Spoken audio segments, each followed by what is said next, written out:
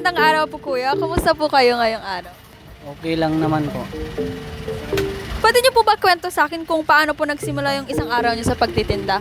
Gumigising po ng maaga kasi sa kalasyaw pa namin lilinisin yung tinda po namin. So, paano po nagsimula yung lahat? Paano po kayo napunta sa pagtitinda ng fried chicken? Ate ko po may-ari. Kaya nag-decide po ako na samahan po siya. So, sa araw-araw niyo pong pagtitinda, ano po yung mga karaniwang hirap o pagsubok na hinaharap niyo po? Yung init na pagluluto ko po, sumasabay po yung init ng panahon po. Pero sa hirap po, ano naman po yung mga bagay na nagbibigay sa inyo ng inspirasyon o pag-asa? Dito po ako kumikita.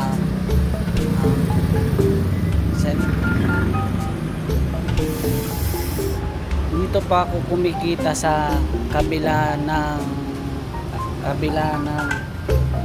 hirap.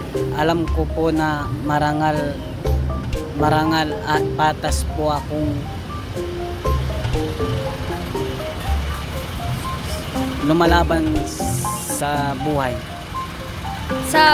May mga pagkakataon po ba na gusto niyo na pong sumuko? At saka paano niyo po nalalampasan yung mga ganong karanasan o pinagdadaanan?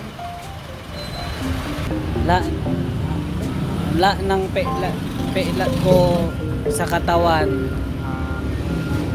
paso, lahat ng ng mantika yan masakit, pero kinakaya ko pa rin.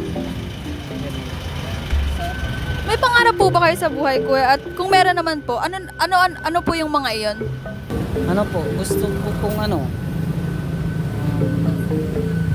maging negosyante po, like ganon sa mga ate ko po. So kuya, ito, tanong lang. Ay, magkano po yung kinikita nyo sa isang araw? Yung parang kota nyo po, ganon? 700 po. So, napagkakasya nyo po ba yung kita na yun sa isang araw? Sa gastusin po, napagkakasya nyo po ba yung 700 na yun? Opo. Okay na po yun sa mga kailangan ng yung anak ko po. So, kuya, nabanggit nyo po na may anak po kayo. Bukod po sa anak nyo, meron pa po ba kayong ibang sinusustentuhan, katulad ng parang magulang nyo po, ganon, na binubuhay? Wala na po. So, okay. Ilang taon na po yung anak nyo? Nag-aaral na po ba siya? Opo. Magna 9 days November po. So, kuya, tungkol dun sa pangarap na sinabi nyo kanina gusto nyong maging negosyante rin, kahit makarating na ba kayo sa, kunwari, malayo na yung narating nyo, gugustuhin nyo pa rin po bang magbenta ng fried chicken? Opo. Tuloy ko lang ho. Yung pangarap po na sinabi nyo kanina, di ba, ngayon po may ginagawa na kayong ganito, gugustuhin nyo pa rin po bang i-pursue o ituloy yung sinabi nyong pangarap kanina? So, sabi nyo nga po na gusto nyo pa pong ituloy yun. Sa tingin nyo po, ano po yung unang hakbang para gawin yung, o para matupad yung pangarap na yun? Kailangan po na magsipag. Hanggang sa yun, marating ko po yung pangarap ko na yun. Ilang taon na po tayong nagtitinda ng fried chicken dito? O kung sa ibang placement po, ilang taon na po in total lahat-lahat? Nung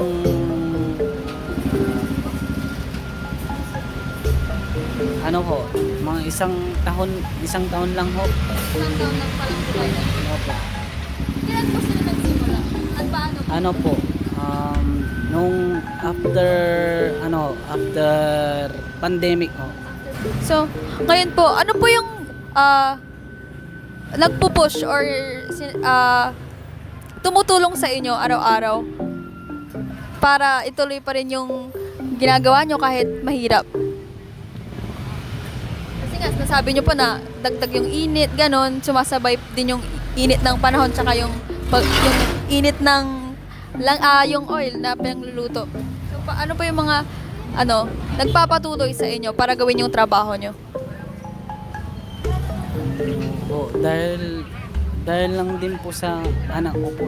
Siya po yung inspirasyon ko, yung gagawin ko lahat para po sa kanya. Na kahit na kahit na wala na yung nanay niya, papatuloy ko pa rin pagpapalaki sa kanya. So, yun po. So, sa araw-araw na pagtitinda, kuya, di ba marami kayong customers dito? Ano yung mga karaniwang bumibili sa inyo? Yung mga CSI ho. Opo. Yung mga nag-work po, nagtatrabaho po dyan sa CSI po. So, sa mga yun po, kuya, yung mga nasabi nyo pong usual customers nyo, may naka-close na po ba kayo o naging kaibigan, ganon? Madami din po. Opo. So, ngayon, di ba nga po, kuya, malapit po sa school yung pwesto nyo po. Marami rin po bang estudyante na bumibili ng fried chicken? Katulad, estudyante o guru po? Estudyante po. Marami din ho. Sa mga estudyante po na yun, kuya, may naka-close o nakakausap rin po ba kayo? Sa City High ganun, pero sa Fisher wala ho. Ngayon, kuya, so pag-usapan naman natin kung gaano kasarap yung fried chicken nyo. Ngayon, gaano kadalas bumibili yung mga tao na yun sa inyo? Like, binabalik-balikan ba nila, ganon? Opo, binabalik-balikan po. Araw-araw.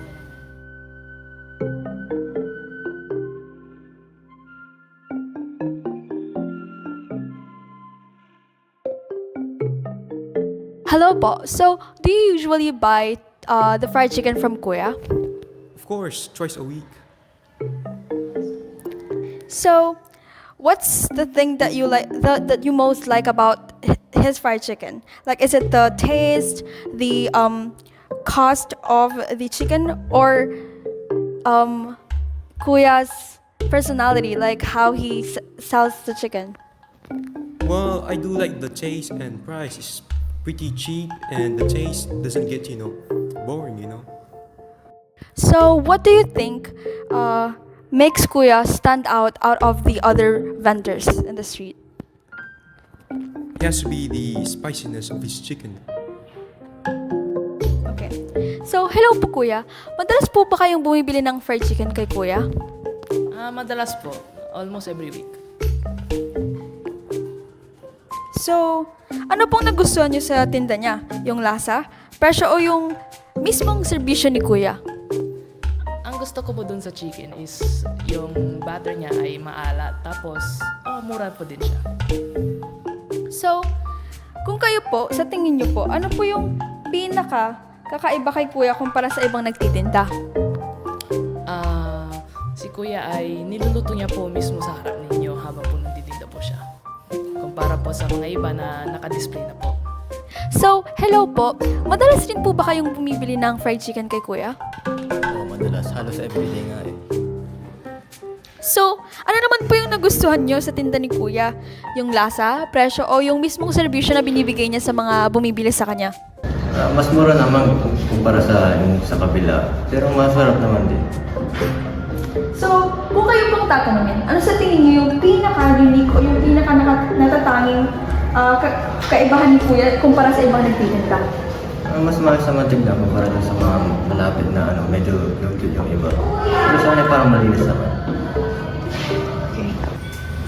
Kuya, sa tingin nyo ba yung fried chicken nyo, yun na yung nagiging usual lunch nila, ganon? O yung parang parang walang linggo na hindi makukompleto kung hindi sila bibili ng fried chicken sa inyo? May mga ganon na po ba kayong customer na hinahanap-hanap? Opo. Meron po. Pero kasi pinapakain sa aso. Food lang ho. Ngayon, Kuya, kasi 'di ba nga binabalik-balikan yung fried chicken natin, no? Ano po yung pakiramdam nyo na palagi silang bumabalik, ganon. Masaya po na palagi silang bumibili dito. Lagi naubos yung tinda namin. So, speaking of, yun nga po, nauubos. Gaano or ilang kilo po karaniwan yung nauubos sa isang araw? Depende po. Minsan po kasi nasa 80 kilos tapos 75 kilos. So, sa ano po, sa 75 to 80 kilos po na yun, magkano po yung kinikita natin doon? And sa tingin nyo po, ano po ba? Affordable po ba siya? Like, abot kaya po ba yung presyo? Ang ano ko po, nasa mas lang po kasi 21, 20 ho yung nabibenta po namin.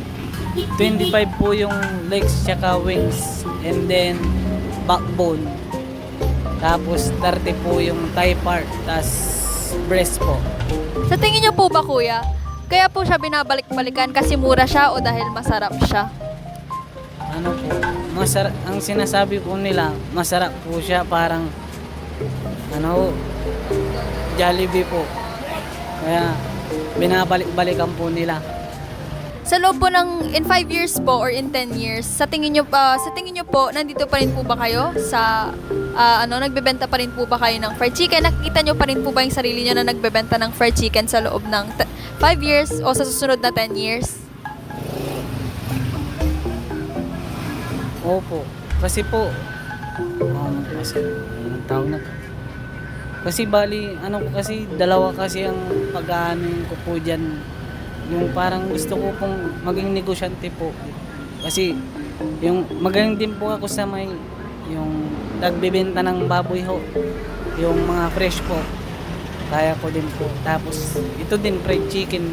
Kaya, hindi ko po sure kung fried chicken po yung ibibenta ko po. So, nasabi nyo po na gusto nyo maging negosyante. Bukod sa fried chicken po, sa tingin nyo, ano pa po yung ibibenta nyo sa susunod? Like, bukod sa fried chicken po, ano sa tingin nyo yung magiging patok pa?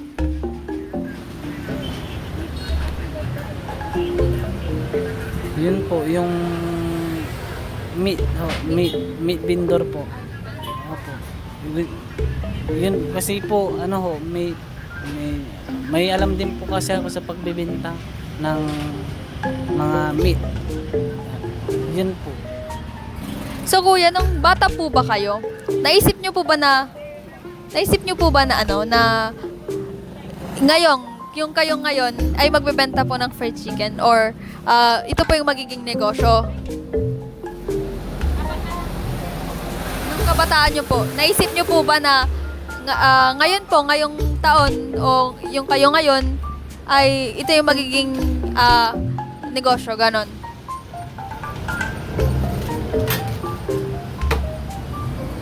Naisip nyo po, like parang nung kabataan nyo po, nung bata pa po kayo, naisip nyo po ba na magne-negosyo kayo paglaki nyo, ganon? Opo. So, ano po ba yung yung parang naging inspirasyon po ng pamilya nyo na magnegosyo, ganon? Like, parang dati pa po ba nagne-negosyo na sila or yun po, galing rin po sa hirap tapos bumangon? Nung bata po kasi ako, negosyante na po yung mga magulang namin.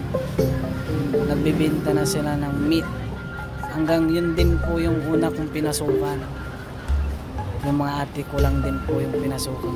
Tapos sumunod po yung ate ko na hanggang sa naisipan ko po na parang samahan din po yung ate ko na isa, yung may-ari po ng chicken po. Ito po yung unang yung trabaho, hindi po ba? Hindi po. Ay, hindi po. So, ano po yung naging unang trabaho natin bago po yung ito? Yung slicer po ng meat na fresh po. Alin po yung sa slicer ng meat? Mas pipiliin nyo po ba yun o ito po, yung pagbebenta ng fried chicken po dito? Pwedeng both. Pwedeng po. Opo. So, kuya, sabi nyo nga po yun nga, gusto nyo magnegosyo. Ano po yung natapos nyo or mga inaral nyo po para po makaabot o matutunan yung mga skills na meron kayo ngayon? Ano pong?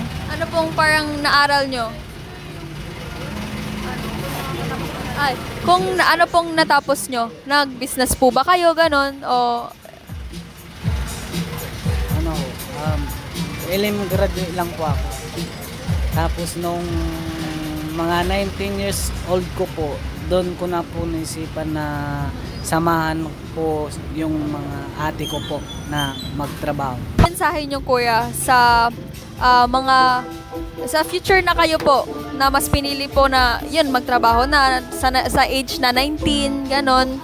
Ano po yung message nyo para sa kanya na nagpursige po para makaabot sa tuktok? Ano, magpursige kayo sa buhay kahit na hirap, gano'n. Dapat wag sumuko. Yan lang ho. Maraming salamat po, kuya. So, yun nga po. Thank you so much po. Ano pong pangalan po nila ulit? Eric De Los Santos po. Maraming salamat po, Kuya Jeric, sa pag-share po ng lessons nyo po sa buhay. And alam ko po na marami pong makakapulot ng aral sa kwento nyo po. Thank you po.